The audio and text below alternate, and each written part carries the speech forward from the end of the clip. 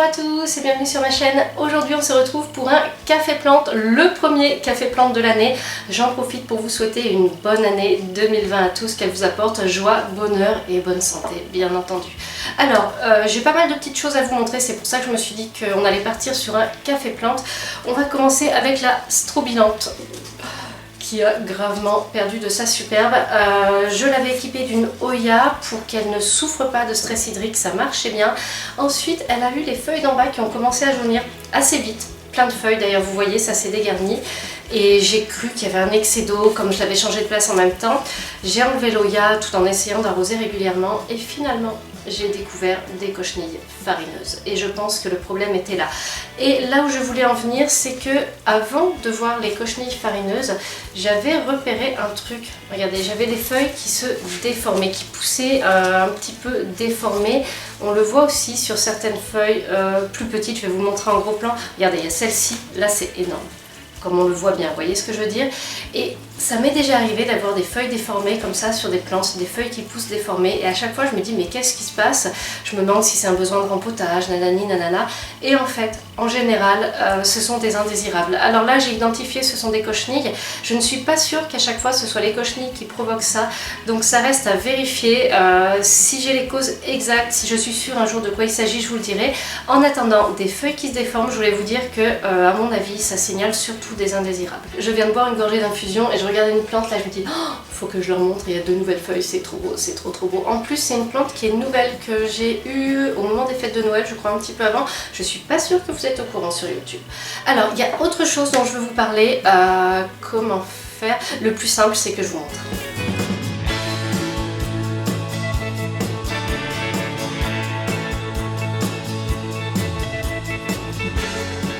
Vous avez remarqué? Il y a beaucoup moins de plantes d'intérieur, même depuis mon plan de tour là, que je vous avais posté au mois de décembre, ma collection a carrément diminué. Alors ce n'est pas un hasard. J'ai entamé un decluttering, un désencombrement de plantes d'intérieur. Alors je sais, vous allez vous dire non, pas Carole. Si, effectivement, j'ai eu 150 à 200 plantes cet été. C'est monté jusqu'à 200 et puis après avec les thrips, les acariens, la canicule, j'en ai perdu pas mal, notamment dans les boutures les plus fragiles.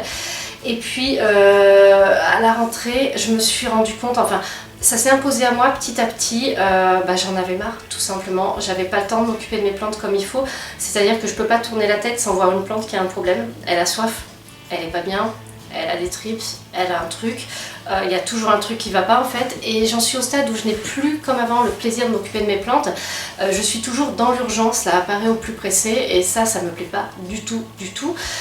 Autre chose, les indésirables, donc trips, acariens. Alors acariens c'est bon, j'en suis débarrassée, mais les trips reviennent sans arrêt, et effectivement j'ai ce problème qu'ont les gens qui ont des grosses collections, et j'en avais déjà parlé avec des gens, ça fait déjà 5-6 ans, des gens qui m'avaient dit qu'ils avaient fini par bazarder toute leur collection parce qu'ils n'en pouvaient plus de ne pas se débarrasser, notamment des cochenilles farineuses. On m'avait parlé des cochenilles farineuses pour une collection d'orchidées ou des trips pour une autre collection, et je commence à avoir peur de ça en fait.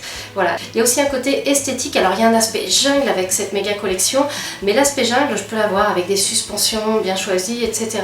Là quand j'ai sur mon étagère What 1000 plantes les unes sur les autres, alors déjà elles se filent les trips et tout ce que vous voulez facilement, et je m'aperçois que ça me plairait si j'avais une véranda ou une serre dédiée, mais là c'est too much quoi, il y a trop de monde et moi j'en profite même plus. Voilà, donc l'idée d'un désencombrement, d'une diminution de la collection s'est imposée à moi petit à petit au fil des semaines, et du coup j'ai commencé à faire ça en décembre. J'ai posté 1 ou 2 annonces sur Facebook. Il y a des plantes que j'ai données. Il y a des plantes que j'ai données à des proches, à des voisins, à des gens qui habitaient pas trop loin, etc. Et puis je vais continuer, je pense, à diminuer. Alors pas pour ne plus avoir de nouvelles plantes, mais au contraire, parce qu'il y a un truc que j'avais perdu aussi, c'était le plaisir d'acheter une nouvelle plante, puisqu'il y en avait trop à la maison, il n'y avait clairement plus la place, et je ne pouvais plus acheter de nouvelles plantes. Voilà. Donc l'idée c'est de diminuer la collection pour ne garder que des plantes que j'aime vraiment, qui font battre mon petit cœur, quelles que soient les raisons. Ça peut être une plante rarissime, comme ça peut être une plante assez banale, mais moi elle me plaît parce qu'on me l'a donnée ou elle me plaît parce que c'est mon kiff, voilà. Donc désencombrement petit à petit au fil du temps ça va se faire. Ça c'est un truc dont j'avais envie de vous parler. Est-ce que vous ressentez ça aussi? Est-ce que si vous avez eu beaucoup de plantes à un moment donné, vous avez envie de descendre, vous avez envie de diminuer? Est-ce que vous avez diminué votre collection? Enfin bref, comment vous vivez le truc? Et maintenant on va passer à autre chose. Et voilà la petite merveille que je voulais vous montrer. Regardez-moi ça. Oh là là, un philodendron White Princess qui est en train de me faire une nouvelle feuille là. Mais juste là, c'est trop beau. C'est vraiment un cadeau de début d'année. Là, cette feuille, elle est magnifique. Il est super en forme. Je l'ai eu en décembre et trop beau. Il est superbe. Alors celui-là, je peux vous dire que j'ai hâte de le voir pousser parce que j'adore les variégations. Mais bon, si vous me connaissez un petit peu. Et là, à côté, mon Oya Obovata variegata. Alors je l'ai tutoré, mais là, il faut que je redresse un peu l'ensemble. Et justement, je vais vous parler d'un truc. On se retrouve dans ce coin de l'appartement parce que je vais vous parler de mes Oya. J'en ai pas mal. Alors j'avais une belle Oya linearis là et les cochenilles farineuses ont fini par l'avoir. Je traitais depuis un petit moment, depuis cet été, mais j'ai pas réussi à endiguer le truc. Et je pense que c'est pour ça que d'autres plantes, dont l'astrobidante, ont été atteintes de cochenilles farineuses. Donc là, terminato. Du coup, je voulais vous parler de mes Oya. Je pense que je ne vais pas les garder dans ma collection, sauf celle que je viens de vous montrer là-bas vers le philodendron. Celle-ci, elle est super belle, mais elle est aussi super encombrante. En fait, non, je l'adore. Je l'adore, mais c'est ça qui va être dur avec le decluttering, ça va être d'admettre qu'il faut dire adieu à certaines plantes. Donc celle-ci, je ne suis pas sûre du tout de la garder sur le long terme parce que les Oya, pour l'instant, je ne les ai pas fait fleurir. Voilà, je suis pas sûre de devoir les garder, voilà, à voir. J'ai mis la boîte des Philo Pink Princess et maintenant je vais vous montrer mon cactus. Oups. Mon cactus queue de rat. Alors celui-ci, faire très attention en le manipulant.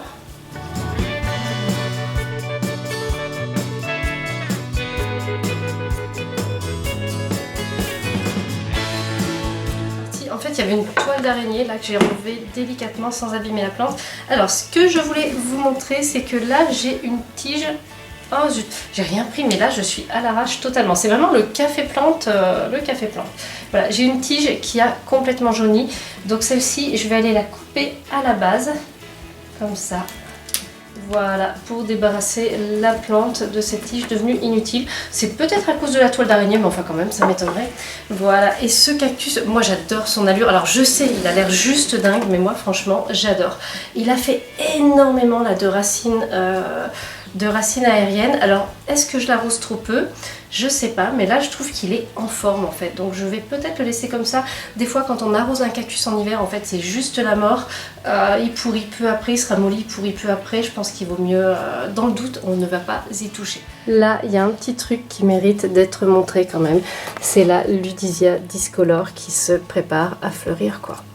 Ça c'est juste trop génial quoi. Je l'ai depuis 2 ans, c'est une bouture, je crois que j'avais une seule tige au départ que j'ai rempotée, qui m'a fait 2 tiges supplémentaires et là il y a une tige qui est sortie cette année et là il y en a encore une petite qui est en train d'arriver donc voilà, et elle se décide enfin à fleurir donc et j'ai vu que c'est une orchidée qui vous intéresse beaucoup donc je vais vous faire une vidéo sur comment l'entretenir pour qu'elle soit toute belle.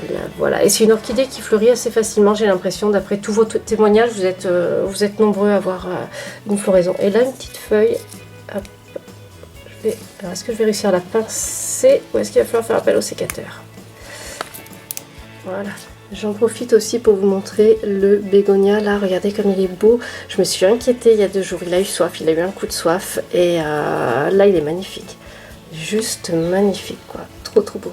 Tant que j'y suis, je vous montre plein de petites choses que j'ai faites. J'ai commencé à regarnir mon étagère à pothos, enfin ma desserte à pothos, de pothos. J'en avais éloigné certains parce que je les avais suspectés d'avoir des pucerons ou autres indésirables. En fait, après avoir traité au savon noir, il n'y avait rien du tout. Ça faisait plusieurs mois qu'ils étaient sur un tabouret et là je les remets. Alors, faut que j'aménage un petit peu, faut que je décide vraiment définitivement qui va aller où, mais je pense que ça va être vraiment trop sublime une étagère comme ça. Et du coup je vais récupérer le tabouret, vous allez voir.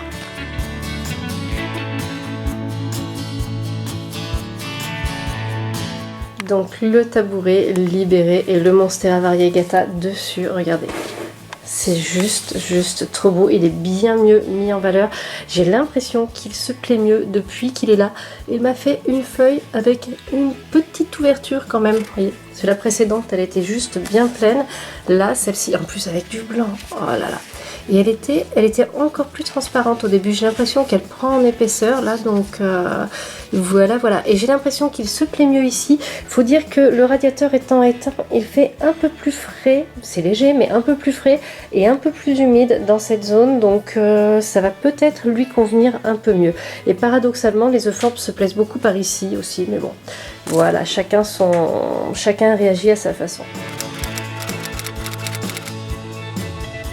On va faire un petit zoom sur le philo Mycans et sur un peu tout ce qu'il y a par ici.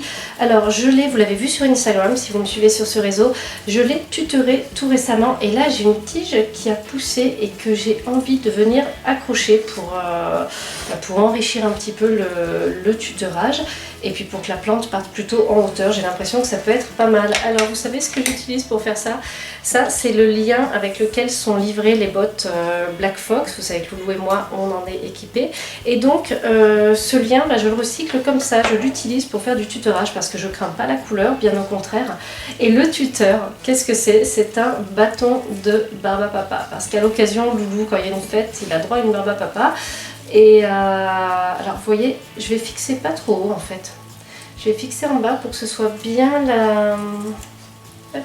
Alors le tuteur de barbe à papa c'est juste du bois. Ce que j'ai fait c'est que je l'ai verni pour qu'il pourrisse pas, etc., qu'il s'abîme pas. Et comme j'avais pas grand chose en vernis de bricolage, j'ai pris du vernis en ongles transparent tout simplement. Et pour l'instant ça a l'air de marcher. Alors j'ai laissé sécher plusieurs jours pour que les solvants, etc., s'évaporent bien. Et puis voilà, qu'est-ce que vous en pensez? Et puis toi, après je vais te faire un petit arrosage. Je vais vous montrer le reste. Alors, un petit arrosage. Alors, attention. Alors, je sais ce que vous allez me dire, que je vous dis toujours de ne pas arroser en place, dans les cache-pots, etc. Mais là, en ce moment, je fais des arrosages super légers. Je mets peu d'eau. Alors, on dit aussi que quand on arrose avec peu d'eau, les racines prennent l'eau en haut et ne descendent pas en profondeur. Après tout, je n'ai pas forcément besoin qu'elles aillent au fond du pot, mais sur de la plante d'intérieur.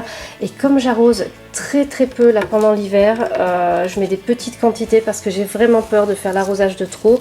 Voilà, ça va en faisant comme ça et ça me permet de gérer plus facilement mes plantes. Je vérifie quand même, je passe un petit peu après pour vérifier qu'il n'y a pas d'eau qui reste au fond de la coupelle.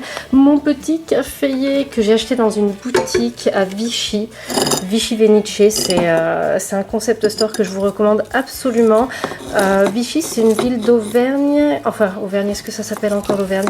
En tout cas c'est dans l'Allier, vous connaissez sûrement, et les magasins sont ouverts le dimanche, donc si jamais vous ne savez pas quoi faire un dimanche et que vous êtes plus ou moins dans le coin, vous pouvez aller faire un tour là-bas. Et il y a cette boutique qui est juste trop sympa, qui a à la fois des plantes et plein d'autres articles. Et moi j'ai trouvé entre autres ce joli petit caféier.